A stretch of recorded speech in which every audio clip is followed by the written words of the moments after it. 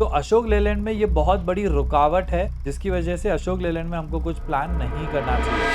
अब यहाँ पे तो हम कहीं पे बाइंग प्लान कर नहीं सकते, राइट? या फिर ये मोमेंटम हमारे हाथ से निकल चुका है, तो फिर हम ऐसे स्टॉक्स को कैसे प्लान करेंगे? करेक्ट। तो अशोक लेलैंड में फिलहाल कोई ऐसी लेवल नहीं है जहां से हम एग्रेसिवली बाइंग कर पाए। क्यों ऐसे? Welcome back to our channel guys. तो लास्ट वीडियो में बहुत सारे कमेंट्स ऑटो सेक्टर रिलेटेड आए थे, राइट? सो आज हम ऑटो सेक्टर के बारे में देखेंगे कि ऑटो सेक्टर एग्जैक्टली कहाँ जा सकता है 2025 में, एंड ऑटो सेक्टर में कौन से ऐसे स्टॉक्स हैं जिस पे हम रिलाय कर सकते हैं for a rally. See, overall market, जैसे हमने फर्स्ट वीडियो में फार्मा सेक्टर वाली वीडियो में डिस्कस किया था कि ओवरऑल मार्केट मंथली EMA 20 की तरफ बढ़ रहा है। This is monthly EMA 20, correct. आप देखोगे कभी भी अगर मार्केट मंथली EMA 20 से बहुत दूर चला जाता है तो मंथली EMA 20 तक पुल बैक करता है। लास्ट ऑटो सेक्टर इंडेक्स मार्च 2023 में मंथली EMA तक आया था। उसके बाद देखो किस तरीके से वन साइडेड रैली हुआ था। आप देखोगे जब जब मार्केट मंथली EMA से सपोर्ट लिया है, किस तरीके से वन साइडेड फ्यू मंथ्स तक रैली हुई है, राइट? यहाँ पे तो ऑब्वियसली क्रैश वाला सिचुएशन था, तो मंथली EMA के नीचे ही आ गई थी प्राइस। यहाँ पे अगेन देखो मंथली EMA पे सपोर्ट, किस तरीके से रैली, यहाँ पे ऑलमोस्ट मंथली EMA पे आके फिर नेक्स्ट मंथ हायर क्लोज, तो इसको भी हम मंथली EMA से सपोर्ट ही बोलते हैं। तो फिर यू कैन सी किस तरीके से रैली हुआ है। यहाँ पे देखो मंथली EMA पे सपोर्ट किस तरीके से रैली हुआ है, करेक्ट।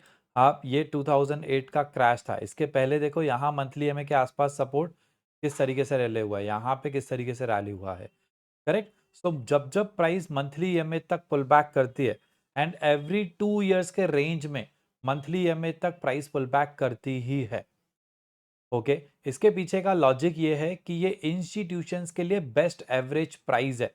इंस्टीट्यूशंस ने यहाँ पे उनके लिए बहुत बेस्ट एवरेज प्राइस था, उन्होंने बाइंग की थी वन साइडेड और फिर यहाँ प्रॉफिट बुकिंग करके फिर से बेस्ट एवरेज प्राइस पे वो डायरेक्टली और इनडायरेक्टली लेके आना चाहते हैं।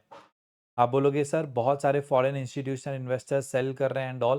ठीक है, simple, it's nothing but a market cycle, right? कि पहले बाइंग होगा, रैली होगा, कहीं ना कहीं प्रॉफिट बुकिंग होगा, फिर से एक बेस्ट एवरेज प्राइस पे प्राइस आएगी, तो buyers will be attracted for that price, the price will be fair enough as compare to valuation, correct. तो फिर से यहाँ से बाइंग होगी एंड अगेन रैली। तो price is fair as per the valuation या fair enough to attract the buyers, वो हम कैसे जज करते हैं for long term investment monthly EMA से, करेक्ट। जिस तरीके से ओवरऑल मार्केट फॉल हो रहा है, ऑटो इंडेक्स भी मंथली EMA के बहुत नजदीक है। अब हम ऐसा नहीं बोलेंगे कि एग्जैक्टली यहाँ पे आएगा और यहीं से सपोर्ट लेके जाएगा, अब कहीं से भी रिवर्सल आ सकता है। लेकिन ऑटो इंडेक्स में एक माइनस ये है कि यहाँ कोई भी हमको इंस्टीट्यूशन जोन नहीं दिख रहा है।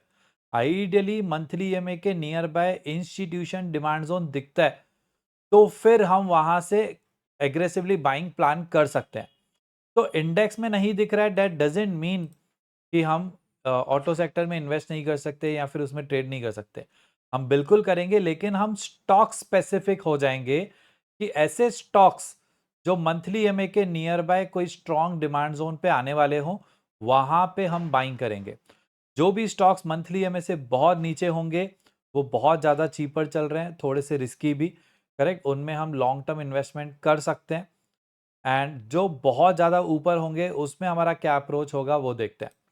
तो for example Apollo tyres, monthly EMA से ही प्राइस सपोर्ट लेकर रैली हो रही है, करेक्ट। बाय द वे ये सेक्टरल इंडाइसेस जैसे हमने बताया निफ्टी ऑटो में आप देखोगे, राइट, इंडियन इंडेक्स कॉन्स्टिट्यूएंट में, तो यहाँ पे इट्स ऑलमोस्ट 15 स्टॉक्स, उसमें से 10 to 12 स्टॉक्स जो मेरी वॉच लिस्ट में है वही हम डिस्कस कर रहे हैं, ओके।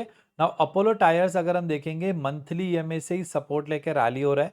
अब यहाँ पे तो हम कहीं पे बाइंग प्लान कर नहीं सकते, राइट? या फिर ये मोमेंटम हमारे हाथ से निकल चुका है, तो फिर हम ऐसे स्टॉक्स को कैसे प्लान करेंगे? डेली टाइम फ्रेम के ट्रेंड लाइन ब्रेकआउट पे। क्यों? क्योंकि हमको पता है क्यों मंथली EMA से सपोर्ट लेके आ रहा है। देखो जब भी मंथली EMA से सपोर्ट आता है इस तरीके से प्राइस रैली करती है, करेक्ट। अब ये मंथली EMA से सपोर्ट लेके आ रहा है, तो डेली ट्रेंड लाइन का जैसे ही ब्रेकआउट हुआ हम वन साइडेड रैली एक्सपेक्ट करेंगे, ओके। इसी तरीके से Ashok Leyland monthly time frame पे देखेंगे तो ये देखो मंथली ईएमए से ही अगेन सपोर्ट लेके प्राइस रैली हो रही है। करेक्ट। तो अशोक लेलैंड में फिलहाल कोई ऐसी लेवल नहीं है जहां से हम एग्रेसिवली बाइंग कर पाए। क्यों ऐसे? बिकॉज यहाँ पे अगर हम देखेंगे सामने मंथली सप्लाई जोन भी है, तो मैक्सिमम रूम यहीं तक है, मतलब प्राइस यहीं तक रैली करेगी, फिर से फॉल हो सकती है थोड़ी बहुत। तो अशोक लेलैंड में ये बहुत बड़ी रुकावट है, जिसकी वजह से अशोक लेलैंड में हमको कुछ प्लान नहीं करना चाहिए। बजाज ऑटो बहुत ही ब्यूटीफुल लेवल पे है, मंथली टाइम फ्रेम का बाइंग जोन। बजाज ऑटो इससे सस्ता कभी नहीं हो सकता है, right. Monthly EMA nearby है। अगर सपोज और ज्यादा फॉल होता है तो हाईएस्ट फिर ये लेवल से, मतलब 8000 इज द हाईएस्ट लेवल जहां से लोवेस्ट लेवल जहां तक प्राइस आ सकती है। अदरवाइज मेरे हिसाब से बजाज ऑटो यहीं से रैली करना चाहिए, और एक बार 10,100 क्रॉस किया तो 11,400 वन साइडेड रैली होगा, राइट। ऐसा क्यों? बिकॉज 10,100 ये लेवल के बाद कोई रुकावट नहीं है डायरेक्टली 11,400 तक। Okay.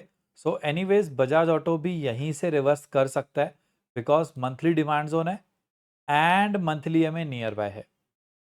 Next is Bharat Forge. Again Bharat Forge is at crucial level, ये monthly demand zone and monthly EMA nearby. तो भारत फोर्ज भी थोड़ा सा और पुल बैक होके या यहीं से रैली कर सकता है, करेक्ट। लेकिन भारत फोर्ज में भी हम मैक्सिमम यहीं तक लॉन्ग्स प्लान करेंगे, उसके बाद ये अगेन एक पुल बैक हो सकता है। तो भारत फोर्ज हम रैली एक्सपेक्ट करेंगे टिल 1660।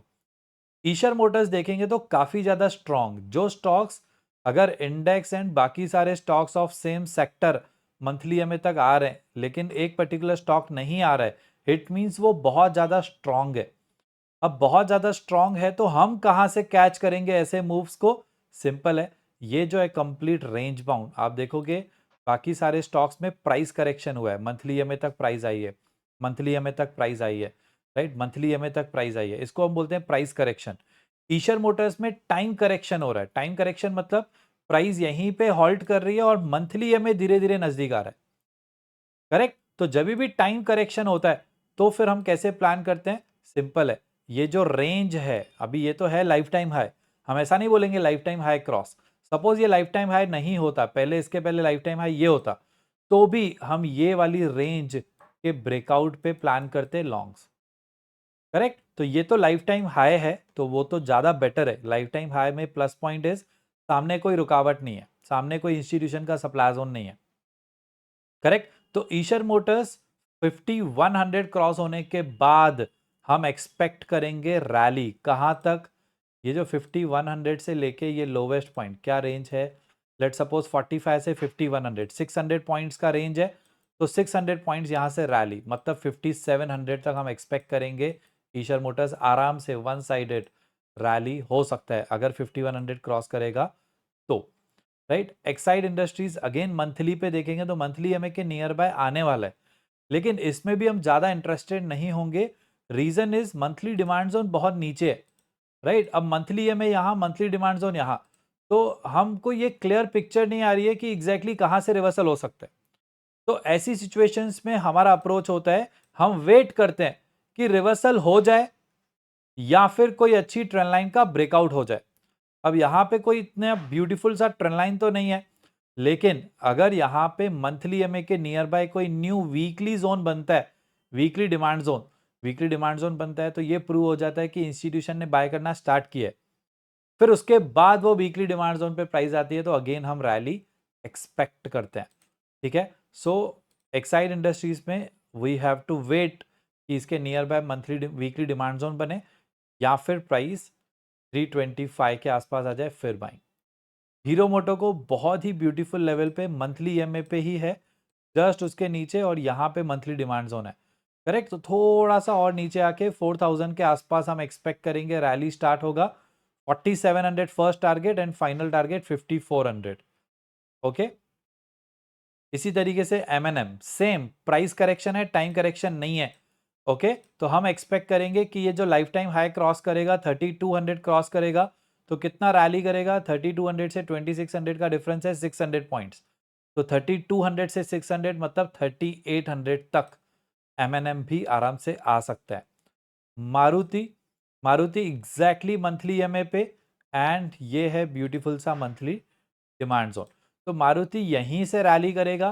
फर्स्ट टारगेट होगा 12,300 या फिर 12,000 राउंड फिगर आप बोल सकते हो, correct. And final target again जितना पुल बैक हुआ है उतना ही हम रैली एक्सपेक्ट करेंगे। तो 13,000 से 10,500, सो 2,500 points.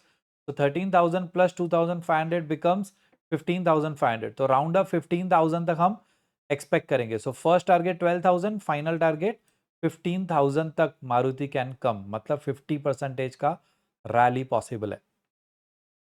Motherson again monthly demand zone नहीं है, मंथली ईएमए है, तो हम वेट करेंगे कि मंथली ईएमए के आसपास वीकली डिमांड जोन बने, तब हम रैली एक्सपेक्ट करेंगे, राइट। अदरवाइज फिलहाल कुछ भी नहीं। टाटा मोटर्स ऑल्सो ब्यूटीफुल, ये मंथली डिमांड जोन है, थोड़ा सा और नीचे आके 660 के आसपास से रैली करेगा। तो फाइनल टारगेट 1100 तक हम एक्सपेक्ट कर सकते हैं, रैली हो सकता है, अराउंड 40% का मूव। टीवीएस मोटर अभी टॉप नॉच या फिर बेस्ट प्राइस पे नहीं है। टीवीएस मोटर भी हम एक्सपेक्ट करेंगे 2200 या 2100 तक आ सकता है। उसके बाद रैली, फाइनल टारगेट 2700 नहीं 2760। क्यों 2760? क्योंकि ये बहुत एक स्ट्रॉन्ग इंस्टीट्यूशन सप्लायर्स होना है, करेक्ट। तो यहाँ से पुल बैक या फिर यहाँ पे कुछ मंथ्स के लिए प्राइस हॉल्ट कर सकती है। तो बेटर है प्रॉफिट बुकिंग 2750 या 60 पे कर देनी चाहिए, लेकिन थोड़ा और वेट करना है। 2100 के आसपास से रैली बेटर होगा, राइट। सो ये था about auto sector guys. Auto index में कोई डिमांड जोन नहीं है, लेकिन जिस जिस स्टॉक्स में डिमांड जोन था, राइट, उसमें बेटर है। जिस भी स्टॉक में टाइम करेक्शन हुआ है वो बहुत ज़्यादा स्ट्रॉन्गर है। जैसे ही फॉर एग्जांपल ईशर मोटर्स, जैसे ही 5100 क्रॉस करेगा, एक अच्छा मूव हम कैच कर सकते हैं as a trader, okay. Otherwise as a investor हमने बहुत सारे पॉइंट्स डिस्कस किए। I hope you enjoyed this guys. Next sector कौन सा होना चाहिए, do let us know in the comment box. Also guys, if you genuinely like our videos, do like it and subscribe to our YouTube channel. Bye bye, take care.